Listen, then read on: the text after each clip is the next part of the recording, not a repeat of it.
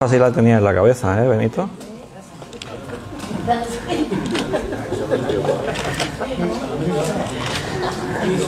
Ha sido culpa mía. Bienvenidos. Que no lo he hecho todo bien. Bueno, vamos a tener el estudio bíblico. Hoy empezamos capítulo, el 13 del libro de Hechos. Así que, bueno, vamos a preparar nuestro corazón para recibir la palabra de Dios. Vamos a pedirle al Señor que Él nos guíe, que sea el Espíritu Santo quien nos enseñe todas las cosas. Esa es nuestra confianza. Saber que esta obra no la estamos desarrollando nosotros los hombres, sino que es Dios quien está haciéndolo. Vamos a hacer una oración, le pedimos al Señor que nos dirija y así empezamos el estudio. Padre, muchas gracias por este nuevo día que nos permites vivir y ahora que nos permites reunirnos en tu nombre, algunos aquí físicamente y otros a través de internet, pero ahí está tu iglesia, reunidos alrededor de tu palabra. Te hemos alabado y ahora necesitamos escuchar tu voz. Necesitamos oír lo que tengas que decirnos. Por eso, Padre, guíanos, dirígenos, que sea un tiempo de reposo, de alimento, de estar a cuentas contigo, escuchando tu voz. Tu iglesia tiene necesidad de escucharte y cada uno de tus hijos necesitamos estar siempre cerca de ti. Como ayer decíamos en el estudio, nos acercamos a ti y tú te acercas a nosotros. Así que nos sentimos privilegiados en tus manos. Háblanos, ahí estamos preparados, dispuestos para recibir lo que tú quieras decirnos. Bendice a mis hermanos que están aquí y bendice a todos los que también a través de internet, ahora en directo, o si no después en diferido, pues van a estar también ahí escuchando este estudio. Gracias, quedamos en tus manos y confiados en que tú nos das la sabiduría y nos guías. Te lo pedimos todo y te lo agradecemos en el nombre de nuestro Señor Jesucristo. Amén. Muy bien, como hemos dicho, vamos a seguir estudiando Hechos de los Apóstoles. Hoy hay nuevo tema, porque se van viendo muchos temas a lo largo del libro. Hay un tema central, que es la Iglesia, es la historia de los comienzos de la Iglesia, pero van saliendo temas que tienen que ver con la Iglesia, tienen que ver con lo que pasaba entonces, cómo Dios trataba con sus ovejas y cómo a través de los tiempos, hoy nosotros somos los que tenemos la responsabilidad, también somos Iglesia. Igual que Dios trataba con su Iglesia entonces, lo sigue haciendo hoy, no hay cambio. El Señor es el Señor de la obra. Entonces vamos a Hechos capítulo 13 y leeremos el versículo del 1 al 3. Los hermanos que estáis aquí ya nos hemos saludado, los que están en internet, pues miro un momentito ahí los saludos. Miriam ha saludado, buenas noches Miriam. Yalikatu también saludó por aquí, hi Yalikatu. Nancy López, buenas tardes Nancy. Ahí está la familia al completo, David, Liliana y David, hijo, y Daniela. También Gabriel y Yolanda han saludado. Bienvenidos. Juan Bermudo, bienvenido. Está aquí Juan, en el local. Belén le manda un beso a Beatriz, que está también saludando. Beatriz, a ver qué dice Beatriz. Buenas noches. Querido pastor y queridos hermanos, todos, Dios los bendiga, un abrazo fuerte, muchas gracias por sus oraciones ya estoy en casa, gracias a Dios, por arroparme con su amor. Seguimos orando por Beatriz, que los dolores de cabeza no se terminan de marchar y me parece un diagnóstico de esos complicados, pero bueno, ahí confiamos en el Señor y seguimos orando por Beatriz. Elizabeth, buenas noches, bienvenida. Miguel Torres, Dios te bendiga a ti también, bienvenido. Ana Karina, buenas tardes, bienvenida. Esos son los mensajes que han entrado. Bien, leemos Hechos 13 del 1 al 3. Había entonces en la iglesia que estaba en Antioquía profetas y maestros: Bernabé, Simón el que se llamaba Níger, Lucio de Cirene, Manaén el que se había criado junto con Herodes el tetrarca, y Saulo. Ministrando estos al Señor y ayunando, dijo el Espíritu Santo: apartadme a Bernabé y a Saulo para la obra a que los he llamado. Entonces, habiendo ayunado y orado, les impusieron las manos y los despidieron.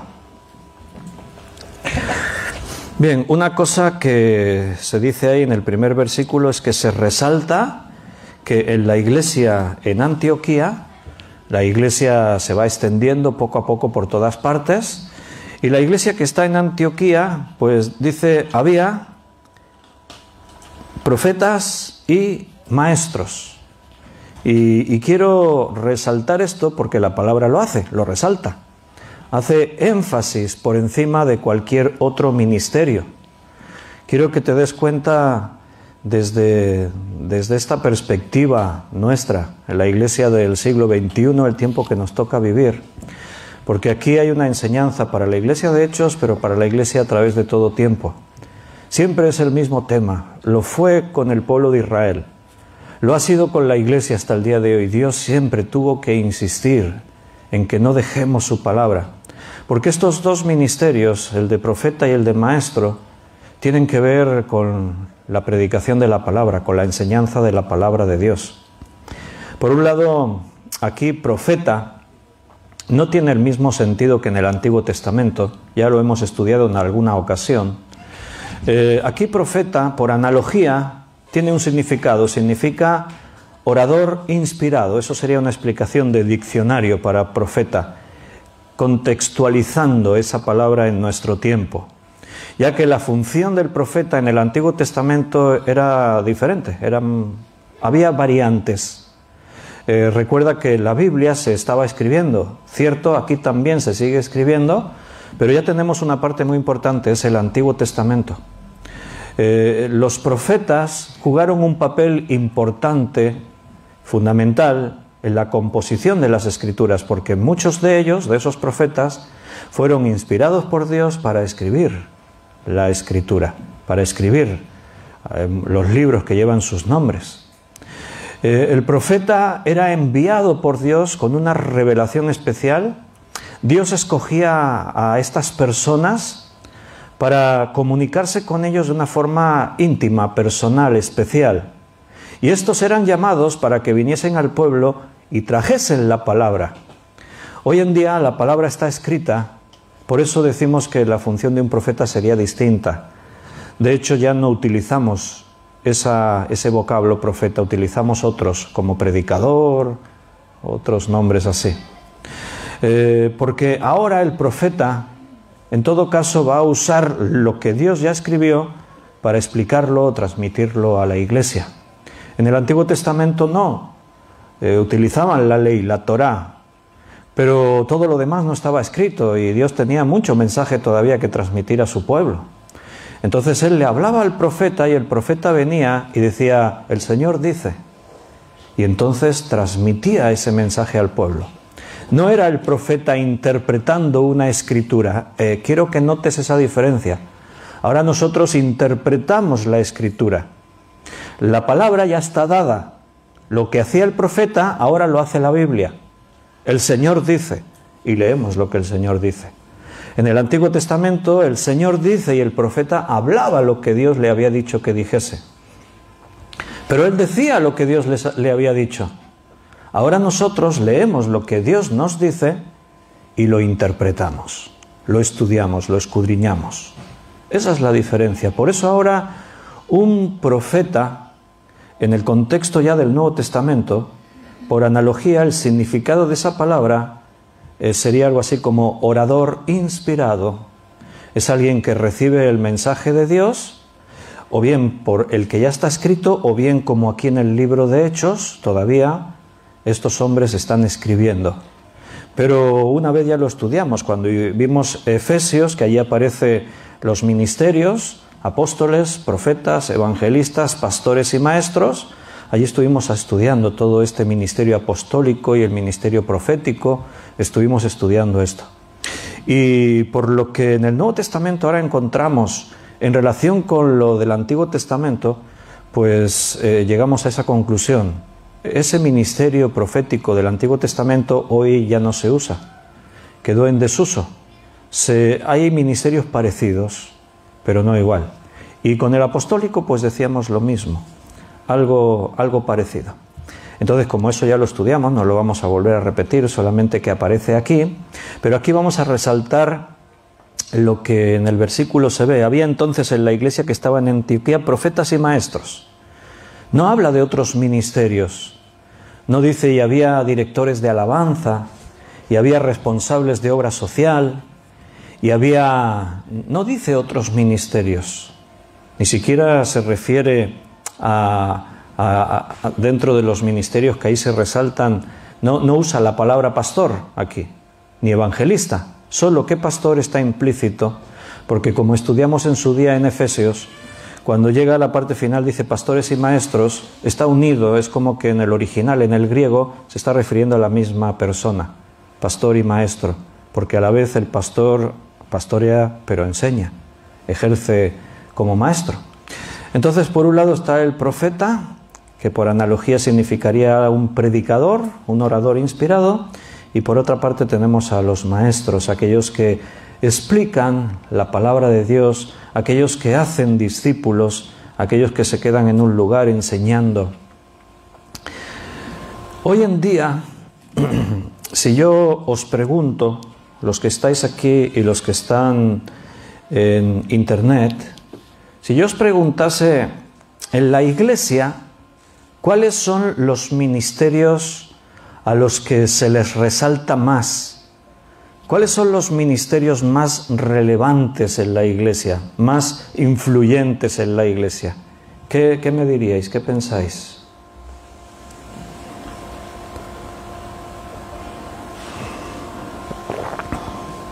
¿Estáis callados los que están aquí? Los que están en internet no los oigo.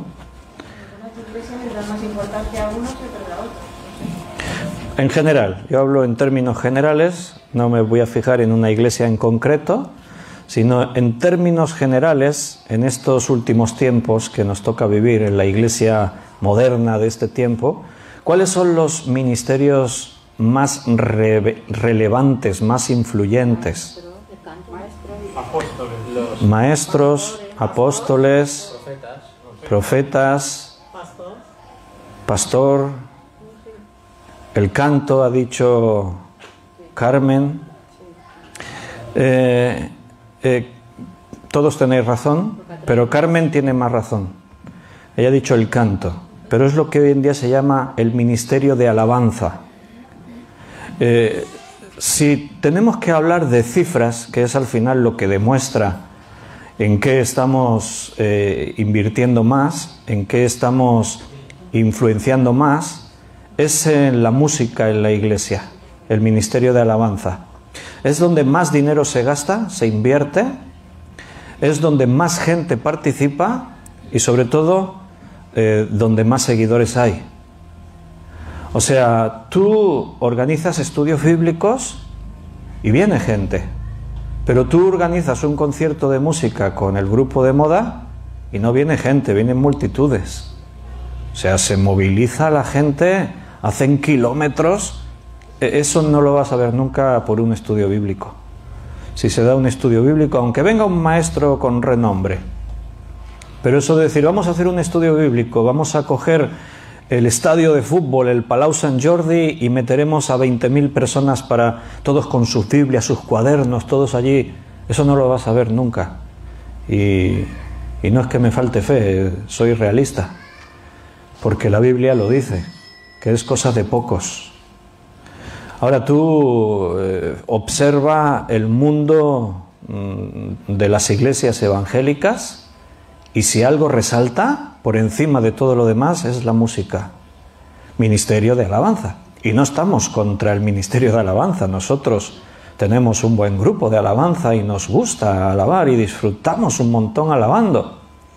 Pero posiblemente el grupo de la iglesia pues no creo que un día nos veáis organizando conciertos para 10.000 personas o 20.000 personas. No creo. Quién sabe, pero me da la impresión que no. Y no es porque no haya músicos buenos, sino porque no volcamos todo el esfuerzo que se requeriría para hacer eso. Estos grupos cristianos que movilizan a millares hacen un esfuerzo tremendo. Es algo profesional, es algo en lo que hay que invertir mucho tiempo, muchos recursos, mucho dinero. Estos grupos ensayan cada día, los equipos que mueven valen fortunas, se invierte muchísimo y se selecciona a los mejores. No cualquiera entra en un grupo de alabanza así. Solamente los mejores músicos, las mejores voces tienen que pasar castings, tienen que hacer tremendos sacrificios para poder llegar a ese nivel. Y repito, no estamos contra de eso, al contrario, nos gusta la alabanza, nos gusta, pero sí estoy en contra de cambiar el orden que Dios ha establecido en las cosas. O sea, el orden es que lo más importante en la iglesia no es el grupo de alabanza, eso no es lo más importante. Lo más importante es la predicación y la enseñanza de la palabra de Dios. Por eso te vas a encontrar aquí y por toda la Biblia que lo que Dios se preocupaba en resaltar y puntualizar era precisamente en la alabanza.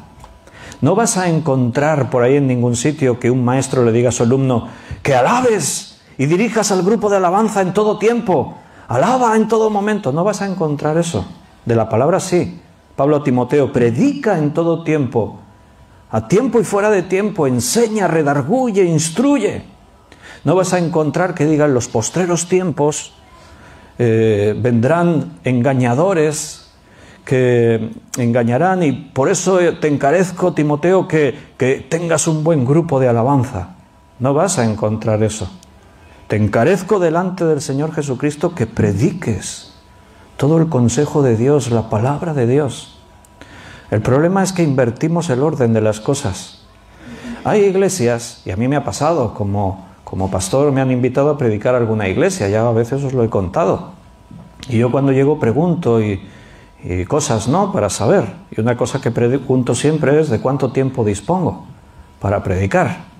No sea que me digan, no sea que yo esté pensando predicar 40 minutos y me digan, no, 2 horas. Entonces yo me aseguro, ¿no? Pregunto para saber. Pero tristemente pasa lo contrario. Hay iglesias que me han dicho, bueno, tienes 15 minutos. Me lo han dicho así como diciendo, vamos a hacer una excepción porque eres tú, te vamos a dar más tiempo. Tienes 15 minutos. Y dices, ¿15 minutos? Para predicar 15 minutos. Ahora son iglesias que la alabanza, eso sí, 40 minutos, 50 minutos, después hay anuncios, después se habla de no sé qué. O sea, es como un programa ahí de estos de televisión, se hacen muchas cosas y llega el momento de la predicación. No nos queda más remedio, hay que predicar algo. Venga, 15 minutitos. Se ha invertido el orden, eso no puede ser. Tú no ves eso en la Biblia, en la palabra de Dios. En la iglesia no pasaba eso. En la iglesia se predicaba la palabra y todo lo demás estaba ahí. Todo lo demás acompañaba esto. Pero así está la iglesia, así estamos. Cuando cambiamos el orden de las cosas, pues las cosas no funcionan. Si tú quieres construir una casa, el arquitecto tiene los planos, eso es lo primero que hay que hacer. Los planos, porque si no tienes unos planos, ¿qué construyes? Voy a ver qué sale, vamos a improvisar. Aunque seas tú por tu cuenta, te haces un croquis, te haces allí en un papel 4 rayotes, pero tienes que tener una guía. Primero son los planos, después hay que hacer los cimientos, después se levanta la estructura, después se van poniendo paredes, haciendo divisiones, se van enluciendo paredes, todo tiene un orden. Todos hemos escuchado el dicho del refranero español que dice que no se puede empezar la casa por el tejado. ¿Has escuchado eso, no? Todo tiene su forma. Y Dios, que es un Dios de orden, y es un Dios que estableció, Él es el que guía a cada uno de nosotros para desarrollar su reino, pues Dios nos ha dicho cómo lo tenemos que hacer. Tenemos el orden al que Dios nos ha querido llevar. Mira, a veces yo os he preguntado cuáles son los ministerios más destacados. Claro, cuando me habéis dicho pastor y esto, claro, el pastor está. Habéis dicho sí, maestros, los maestros están. Pero yo hablo de los ministerios en acción. ¿Cuáles son? Y bueno, creo que estáis de acuerdo conmigo, que el ministerio de alabanza, la alabanza es lo que más hoy en día. Generalizando, siempre hay iglesias, pero generalizando es lo que más. En algunas iglesias ni siquiera la predicación está en segundo lugar. Hay iglesias que la obra social está en segundo lugar. Todo gira alrededor de obra social. Se vuelcan con tema banco de alimentos, con la organización esta, con la organización aquella, y se distribuyen alimentos por aquí, por allá, se montan comedores sociales, se hacen un montón de cosas. Pero, ¿qué finalidad tiene la obra social en la iglesia? ¿Dar de comer al hambriento? ¿Suplir la necesidad del que le falta la ropa? ¿Y ya está? ¿Cuál es la finalidad de la obra social? Que sean salvos. Citaríamos a Jesús. ¿De qué le sirve al hombre si gana todo el mundo y pierde su alma? ¿Qué estaremos arreglando si damos de comer al hambriento y vistiendo al que está desnudo, pero cuando se muera un día se pierde para toda la eternidad? ¿De qué ha servido todo nuestro esfuerzo? O sea, cuando nosotros nos acercamos a las personas, vemos sus necesidades, pero la primera necesidad que veo en una persona es su necesidad de Dios en su vida. La primera necesidad que veo en una persona es que necesita a Cristo.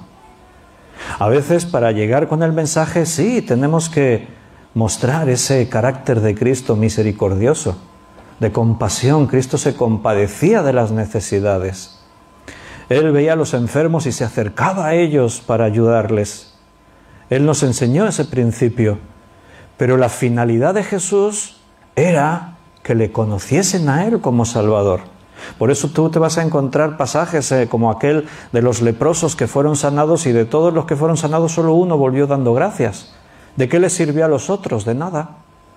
Se quedaron con su sanidad, pero se murieron un día y ¿qué? Se fueron al infierno.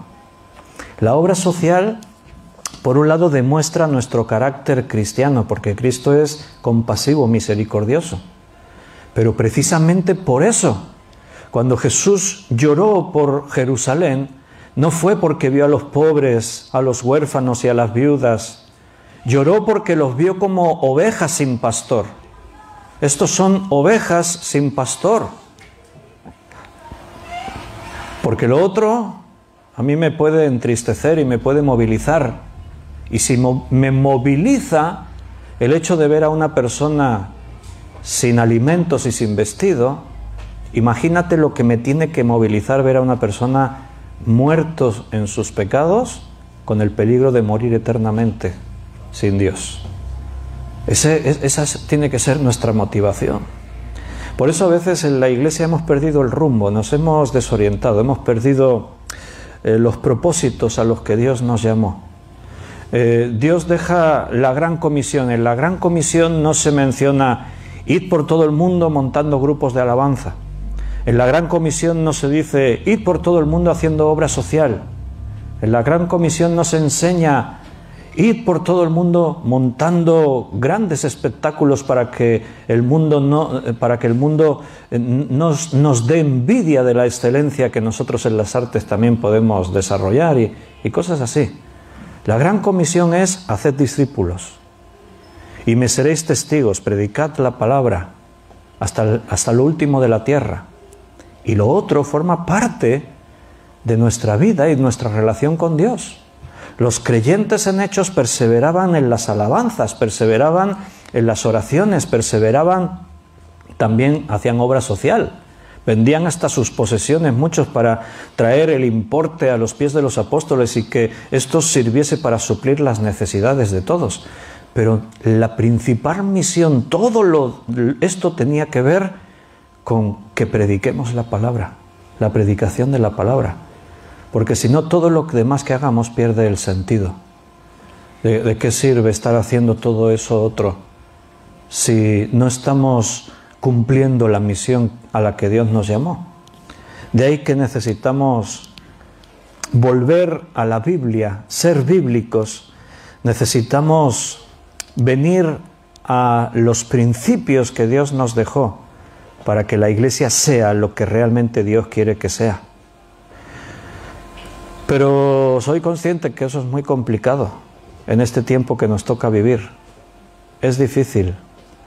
¿Sabes? La Iglesia muchas veces se ha convertido en un espacio, en un lugar para desarrollar nuestras pasiones, nuestros gustos.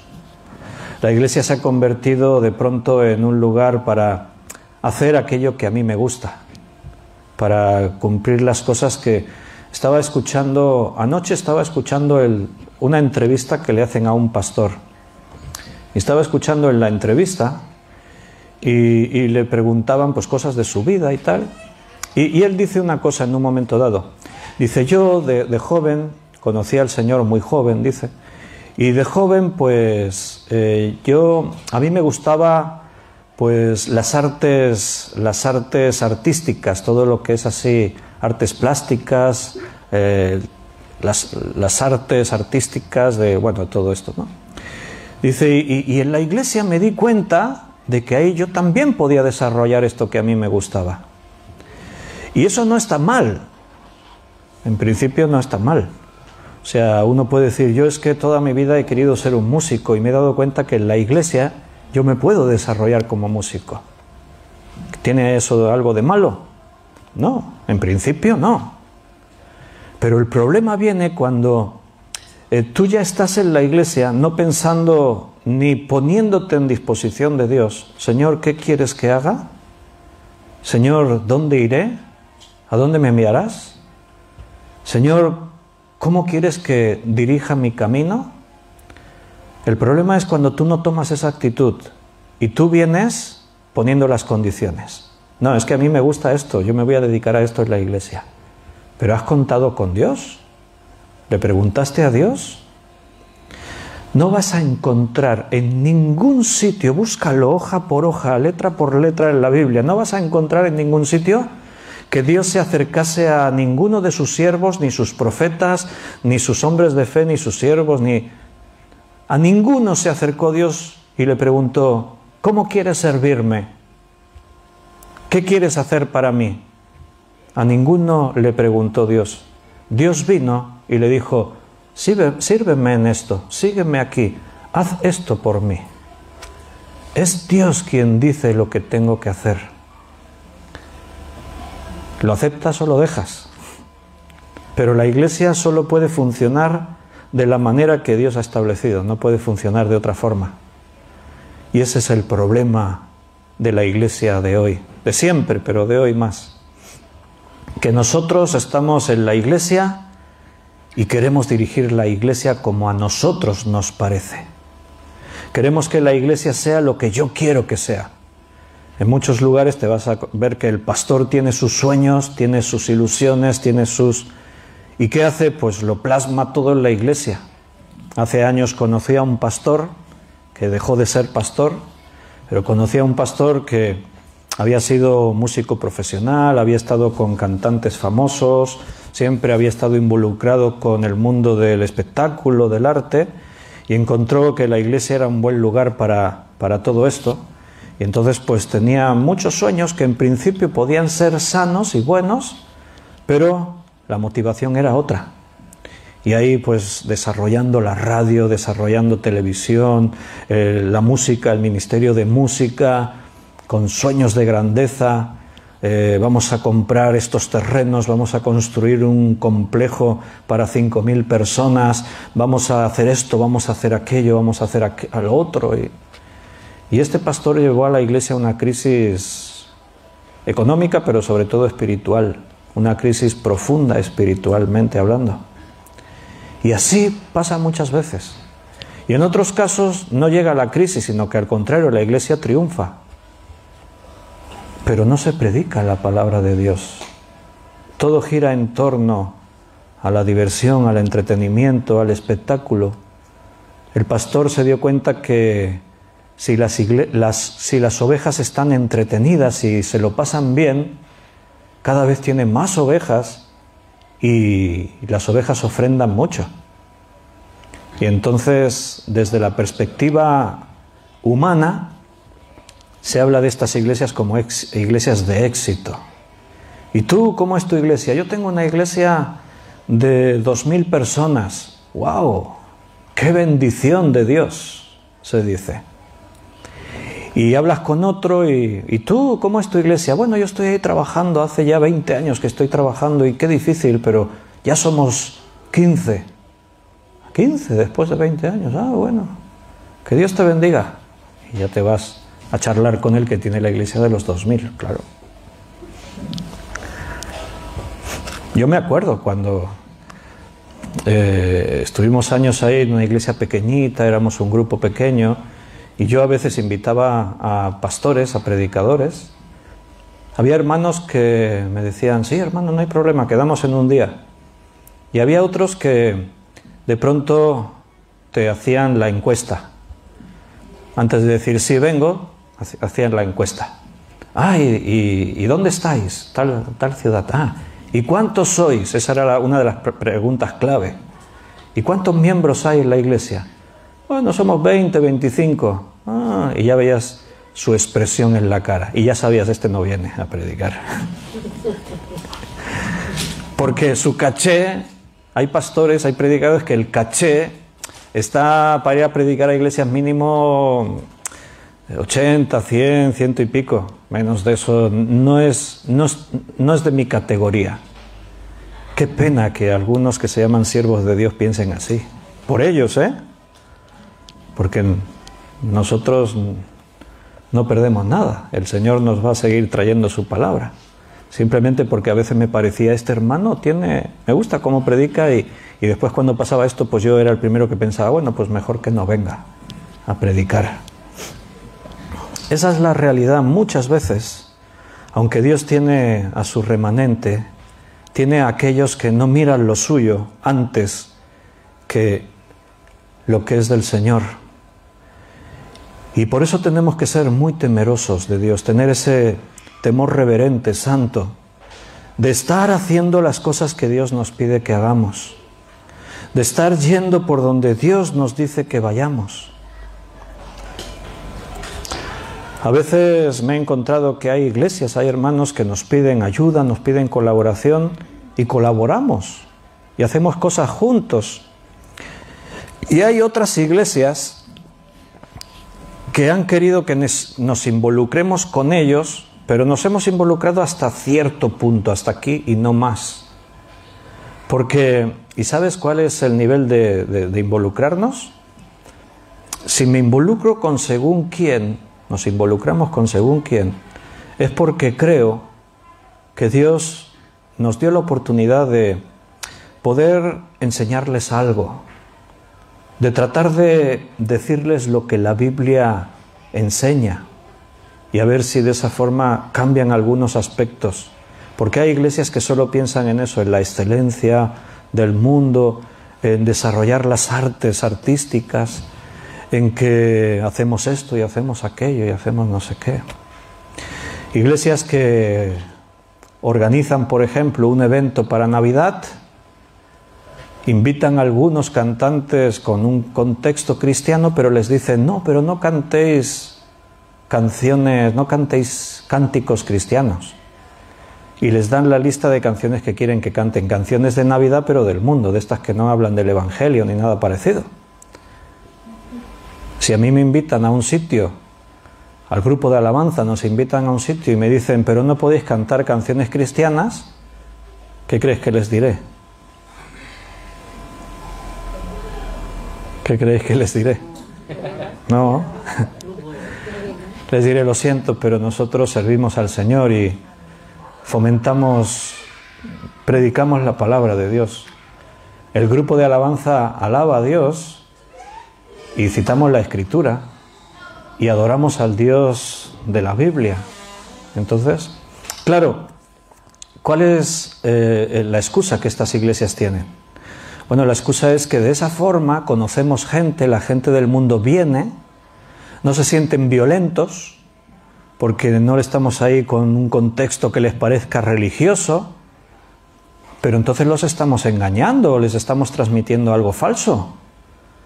Tú te imaginas a Jesús, no sé, intenta imaginártelo, porque es complicado imaginarte a Jesús con esa actitud, ¿no?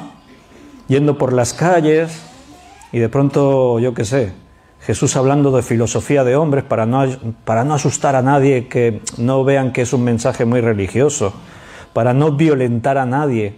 ¿Te imaginas a Jesús con un mensaje así ambiguo, confuso, hablando de psicología y cosas así? Y diciéndole a los apóstoles, vamos a cantar un canto, no, pero no una alabanza, una rumba de estas para que la gente se acerque y así digan, y cuando los tengamos ya aquí con la fiesta, vamos a cantarles el despacito, y ahí los apóstoles cantando despacito. Y así ya cuando estén todos aquí, entonces les predicamos el Evangelio. No te puedes imaginar a Jesús así. Jesús predicaba, y el que quería escuchar, escuchaba, y el que no, y si alguno tenía dudas, era el propio Jesús quien lo provocaba para que si te quieres quedar, quédate, y si no, márchate. Jesús no dejaba las cosas a medias tintas, o estás o no estás. No hay otra alternativa, porque hermano, esto es una guerra, y en las guerras muere gente, y aquí están muriendo todos los días personas sin Cristo, que se quedarán toda una eternidad en un lugar de tormento, y los cristianos tienen que espabilarse, porque están ahí que parece que están en el patio de un colegio, a veces peleándose unos con otros, que si este me ha quitado el lápiz, y el otro no sé qué, y de pronto otros por ahí pensando en desarrollar sus sueños de grandeza y no sé qué. Y la iglesia no es eso, hay que despabilarse, hay que despertar, hay que ponerse firmes. El Señor nos ha llamado a negarnos a nosotros mismos, a tomar la armadura, a pelear la buena batalla, a correr la carrera. Y ya tendremos tiempo de disfrutar de muchas cosas en los cielos. Ya tendremos tiempo de hacer otras cosas allí, pero aquí hay que pelear la batalla. Nos tenemos que esforzar, porque para eso nos ha llamado el Señor. Fíjate que de un versículo tan sencillo, había entonces en la iglesia que estaba en Antioquía profetas y maestros, Bernabé, Simón, el que se llama Níger, Lucio de Cirene, Manahem, el que se había criado junto con Herodes el tetrarca, y Saulo. Parece que de pronto el versículo no dice nada, pero dice muchísimo. ¿Por qué resalta de la iglesia en Antioquía que había profetas y maestros y no dice otros ministerios? ¿Por qué no dice, y había en la iglesia de Antioquía una gran obra social? ¿Por qué no dice, y el grupo de alabanza de la iglesia en Antioquía era espléndido? Ha grabado su último disco y ya es éxito en YouTube. El último vídeo que pusieron ya tiene 3 millones de visitas. ¿Por qué no dijo eso? Claro, decía, es que no existía YouTube y eso. Digo, no, claro, tiene razón. Por eso no lo dice, pero no menciona el grupo de alabanza, no menciona el grupo de teatro de la iglesia, no menciona el equipo de música que se han comprado de luces y sonido. Dice que había predicadores y maestros. Qué bueno que una iglesia tenga palabra de Dios. Qué bueno que en una iglesia se enseñe la palabra de Dios y que haya todo lo otro. Como dijo Jesús, esto os convenía hacer sin dejar lo otro. No es que nosotros no vamos a hacer ni obra social, ni alabanza, ni... No, claro que lo hacemos. Pero lo más importante es lo que Jesús dijo. Es lo que en la iglesia se enseñó. Es lo que en el Antiguo Testamento se hizo. Dios no le dijo a Josué, nunca dejes de tener grupos de alabanza en el pueblo. No te olvides nunca de hacer obra social. No te olvides de organizar barbacoas con los varones y tener buenos tiempos de comunión. Las mujeres también, pero yo hablo desde mi perspectiva. No, le dijo, nunca se apartará de tu boca este libro de la ley, sino que de día y de noche meditarás en él, para que hagas y guardes conforme en él está escrito. Y haciendo eso, todo te irá bien. No le dijo el Señor, esfuérzate y sé valiente en ser los mejores adoradores de la zona. No, dijo, esfuérzate y sé valiente, Josué 1:7, en hacer y obedecer todo lo que está escrito en el libro de la ley.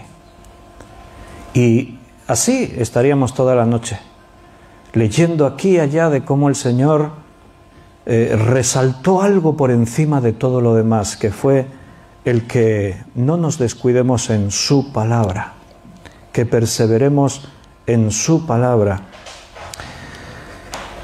La Iglesia sigue avanzando, aquí en Hechos me refiero, estamos en el capítulo 13. Si miramos de aquí para atrás todo lo que hemos estado viendo, desde el comienzo, ese día de Pentecostés, ellos están en el sitio donde tenían que estar, ¿haciendo qué? Esperando recibir el poder, como Jesús les dijo. Y el Espíritu Santo vino y me seréis testigos, dijo Jesús. Y ellos comenzaron a predicar, empezaron a ser testigos. Como Jesús dijo, en Jerusalén, en Judea, en Samaria, hasta lo último de la tierra. Y eso es lo que está ocurriendo. La Iglesia se ha enfrentado a dificultades. Y más que la persecución aparentemente no fue una dificultad, porque cuanto más les persiguen, más se multiplican los creyentes, más se extiende la Iglesia. Pero sí que hubo dificultades con las que se tuvieron que enfrentar, como el hecho de que la Iglesia se podía haber convertido en una secta solo con cabida para judíos, que ahora creen en Cristo, o la Iglesia tenía que abrir su mentalidad y la mente judía tenía que cambiar radicalmente y empezar a entender que Dios de ambos pueblos, judíos y gentiles, quiere hacer un solo pueblo. Y la Iglesia se enfrenta a este problema. Todavía vamos a ver ahí, en el capítulo 15. Pero poco a poco va avanzando, porque la Iglesia venció este primer obstáculo, porque fueron los apóstoles los que tuvieron que dar el paso y decir, de acuerdo, si Dios nos está mostrando así, así lo vamos a hacer. Son los apóstoles los que tenían, los líderes, los que tenían que entender cuál era el propósito de Dios, y lo han entendido. Y la Iglesia se va desarrollando, va creciendo, ahora ya está posicionada. Sobre cuestiones doctrinales, la Iglesia va tomando ya una forma determinada. Y vemos a la Iglesia decidida, ¿a qué? A cumplir su misión. ¿Y cuál es su misión? Predicar el Evangelio a toda criatura en cualquier parte del mundo. Pero quiero que te des cuenta de una cosa. Esto lo van a hacer bajo la estricta dirección del Espíritu Santo. Ministrando estos al Señor y ayunando, los vemos en una actitud de oración, una actitud de buscar la voluntad de Dios. En ese momento dice que el Espíritu Santo les dijo, apartadme a Bernabé y a Saulo para la obra que los he llamado. Y entonces, habiendo ayunado y orado, les impusieron las manos y los despidieron. Todo está bajo la dirección del Espíritu Santo. Dios es quien controla y dirige su Iglesia. Los miembros de esta Iglesia de Hechos de los Apóstoles no hacían nunca lo que les parecía a ellos, sino lo que Dios quería que hiciesen. Y esto no siempre es fácil, pero no hay otra forma. Aquí vemos a los creyentes sumisos a Dios. Ayer hablábamos de esas dos palabras, someterse y acercarse a Dios. No hay otra forma. La Iglesia le pertenece a Él. Él sabe todo, yo sé en parte y sabemos muy poco. El que más cree que sabe no sabe nada. El Señor lo sabe todo. Él lo puede todo. El Señor conoce los pensamientos de cada uno, las intenciones del corazón. El Señor sabe lo que ocurrirá mañana, nosotros no lo sabemos. Dios lo tiene todo bajo su control. Dios desarrolla su Iglesia como Él quiere. No es como yo quiero. El pastor, los líderes en la Iglesia y las ovejas en la Iglesia están ahí para ser utilizados por Dios. Empezando por el liderazgo, no hay una actitud sumisa de buscar a Dios, como dice ahí, ministrando ellos al Señor. Cuando los hombres se ministran a sí mismos, a veces el pastor no ministra al Señor, ministra a los hombres, para los hombres, como antes estábamos diciendo. Yo cuando preparo una predicación, puedo prepararla condicionado pensando en que los oyentes disfruten, se lo pasen bien, sea una predicación entretenida, que tenga conceptos novedosos, que crean así como asombro en la gente. ¡Hala, mira lo que nos hemos enterado hoy que nos ha contado el pastor! Yo puedo preparar un mensaje así, que sea algo que guste, que sea divertido, entretenido, que no sea ahí una cosa muy espesa, ahí doctrina, enseñanza, otra vez hablar del pecado, otra vez estar ahí hablando que si eres rebelde a Dios. Y yo puedo preparar el mensaje así, pensando que la gente se lo pase bien. Utilizar muchos recursos, traer aquí cosas visuales, provocar que la gente participe. Tú salte, ven aquí, tal y no sé qué. Y bueno, así los cultos son divertidísimos. Que no quiero decir que no se puedan hacer cosas de esas.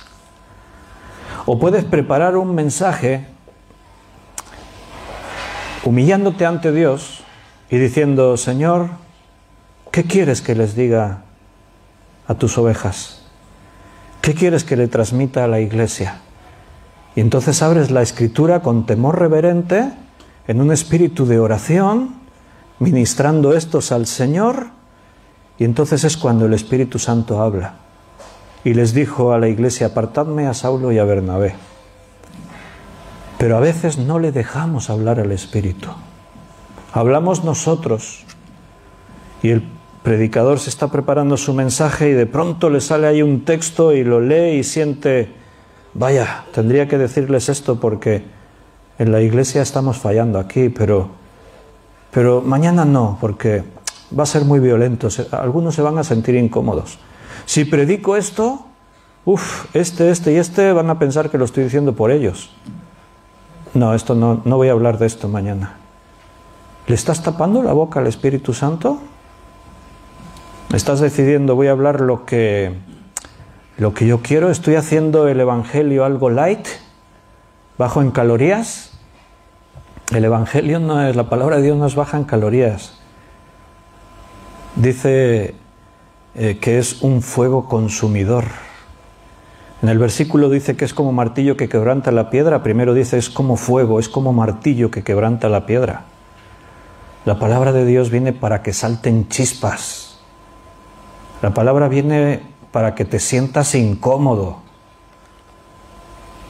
Porque Dios, como hace el médico, el doctor, el cirujano, viene a extirpar aquello que te está enfermando. Una cirugía es una intervención agresiva para el cuerpo. O sea, hay que cortar, hay que abrir, hay que anestesiar, es violento.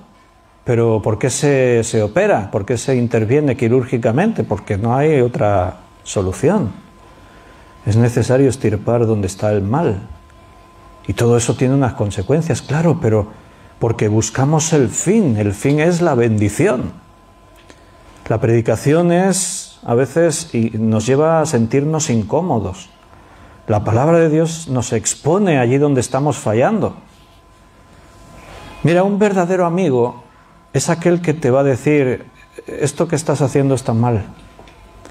Los verdaderos amigos no son los que te ven actuando mal y vienen y te abrazan y se unen a ti en la maldad. Esos no son amigos verdaderos.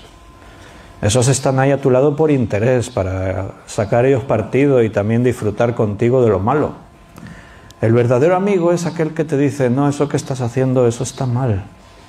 Y si sigues por ahí, no cuentes conmigo, yo no puedo participar en eso. Y entonces, ¿qué le dice el otro? Vaya amigo que tengo, bueno, pues si quieres irte, vete.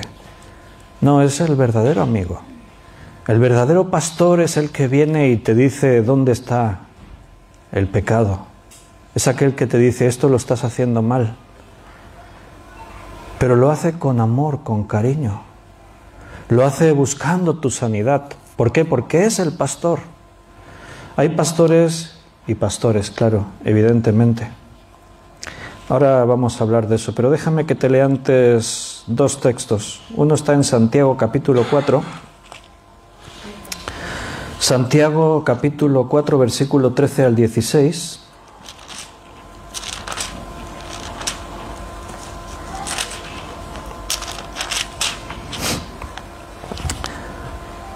Vamos ahora a los que decís, hoy y mañana iremos a tal ciudad y estaremos allá un año y traficaremos y ganaremos, cuando no sabéis lo que será mañana, porque ¿qué es vuestra vida?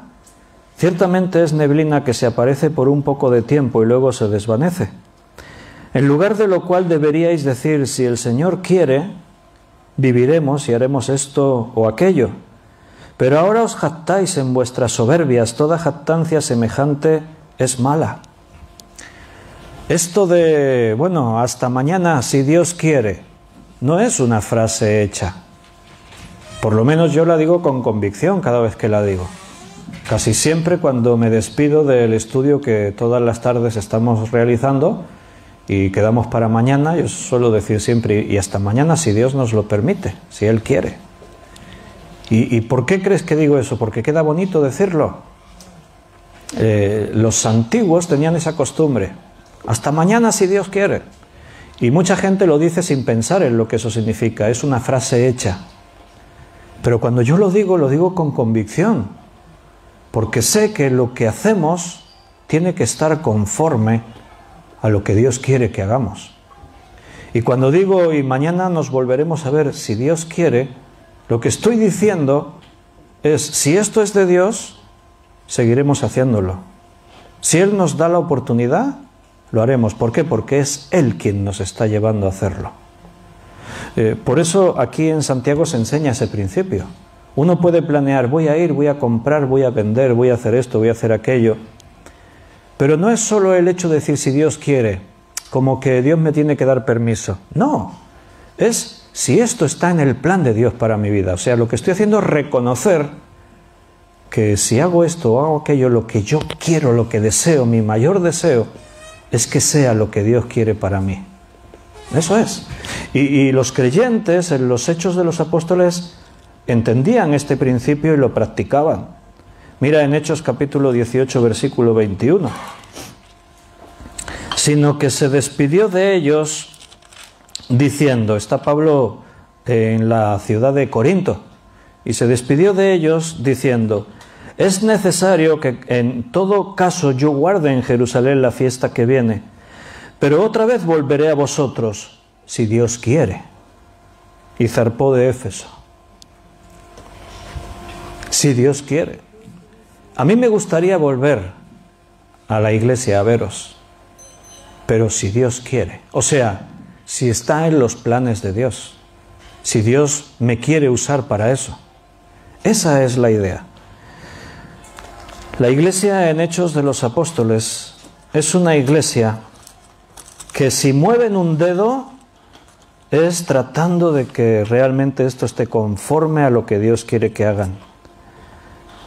Por eso estos textos como este que estamos leyendo, que podrían parecer así como muy sencillos, tienen una trascendencia tremenda, hermanos. Estaban orando, estaban ministrando al Señor, estaban con quienes, con los predicadores y con los maestros, y en ese contexto, en oración, no nos olvidemos que estaban orando, y en ese contexto el Espíritu les habló. ¿Cómo fue eso? ¿Se oyó una voz allí en medio de la iglesia? Apartadme a Pablo y a Bernabé. No. Simplemente vas a ver cómo Dios te dirige. Cuando tú estás en esa actitud, como si nosotros como iglesia tenemos esa actitud reverente, sabia, con la sabiduría que viene de lo alto, bíblica, con un espíritu de oración, si estamos metidos en ese ambiente, o sea, donde Dios quiere que estemos, no dudes que, aunque no oigamos la voz audible de Dios, su voz va a estar, la vamos a oír. La dirección se va a ver vamos a saber qué camino tomar, qué cosas tenemos que hacer. A veces simplemente algo tan sencillo como dejarnos llevar. No querer correr demasiado nosotros, sino esperar que sea Dios quien cierre puertas, abra puertas, nos muestre la dirección. Y Dios siempre lo hace. ¿Por qué? Porque esta es su iglesia. Tenemos que tomar conciencia de esto, que la iglesia es la obra de Dios, no es nuestra obra. No es la obra de un hombre, es lo que Dios quiere hacer. En Mateo 16, 18, podemos leer que es el Señor el que desarrolla la obra de la iglesia. En Mateo 16, 18 Jesús dijo: y yo también te digo que tú eres Pedro, y sobre mí edificaré la iglesia, sobre esta roca edificaré la iglesia, y las puertas del Hades no prevalecerán contra ella. Y ahí, ¿qué entiendes? ¿Qué has leído ahí? ¿Te has dado cuenta? ¿Qué es lo más importante que hemos leído en este versículo? ¿Qué es lo que dijo aquí más importante Jesús? ¿Que Pedro sería papa?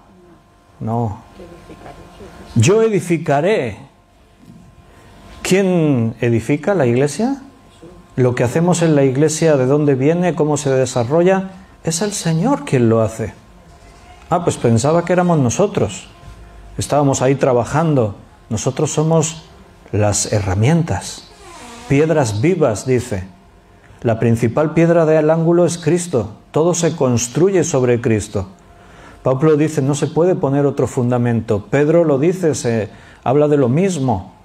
Estos hombres entendieron lo que Jesús quería decir cuando dijo, yo edificaré mi iglesia. ¿Y por qué es Cristo quien edifica la iglesia? Porque la iglesia es suya, le pertenece a Él.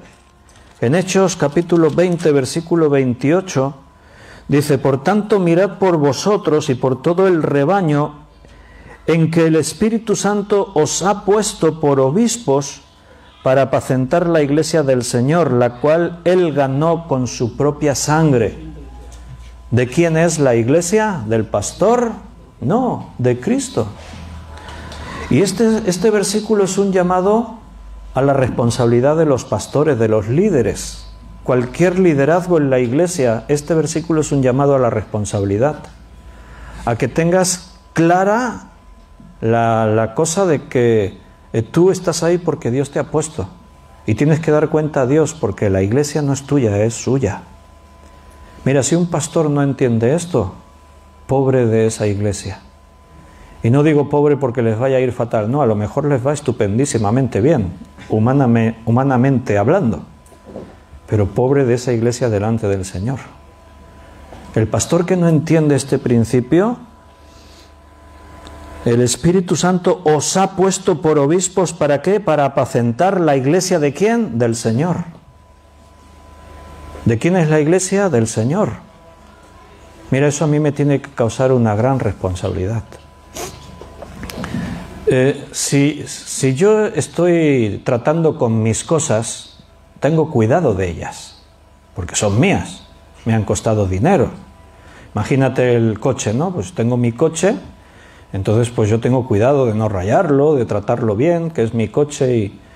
Bueno, yo también pienso que el coche es una herramienta, por eso tampoco le doy un cuidado demasiado especial al coche. Por eso no lo limpio tanto como tendría que limpiarlo y si le hago una rascadita, pues, es una herramienta y las herramientas están para usarlas, punto. Pero si alguien, ahora se me estropea el coche y un hermano dice, mira, te presto mi coche porque tienes que ir a predicar no sé dónde, voy a tener un cuidado como no lo tengo cuando voy conduciendo con mi coche. ¿Por qué? Porque no es mío.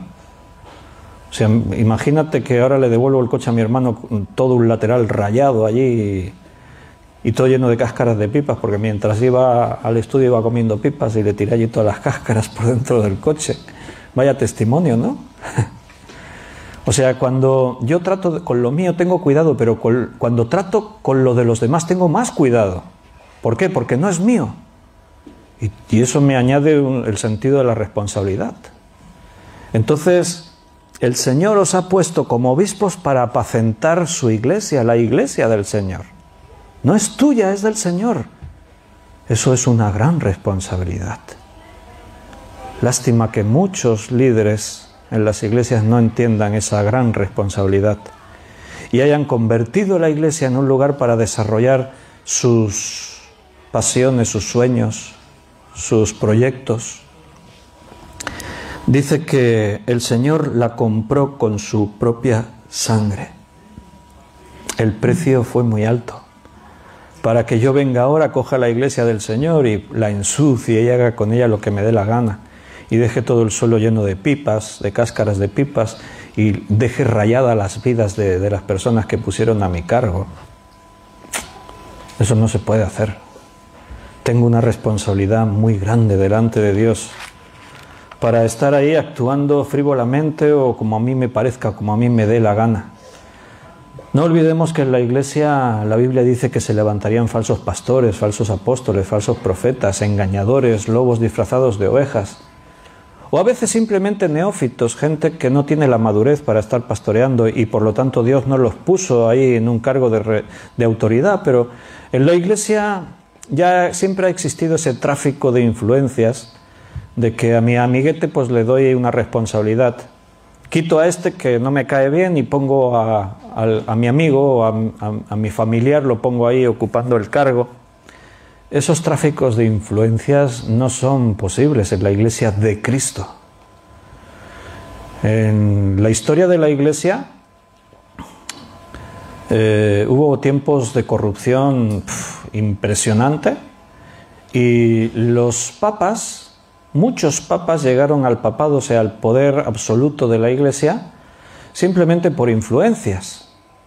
El papado se compraba con dinero. Los cardenales son los que tenían que escoger al papa. Bueno, pues simplemente casas reales, reyes, aristócratas, gente con mucho poder y mucho dinero, pues traían ahí sus millones a la mesa de los cardenales. Tenéis que escoger al papa este. Y ellos lo escogían. Imagínate. Bueno, así estaba la iglesia. A veces no es que el pastor sea un falso cristiano, no, es que a lo mejor no tiene la capacidad. Dios no lo capacitó, ni Cristo lo llamó ni lo puso ahí. Yo he vivido muchas veces la experiencia.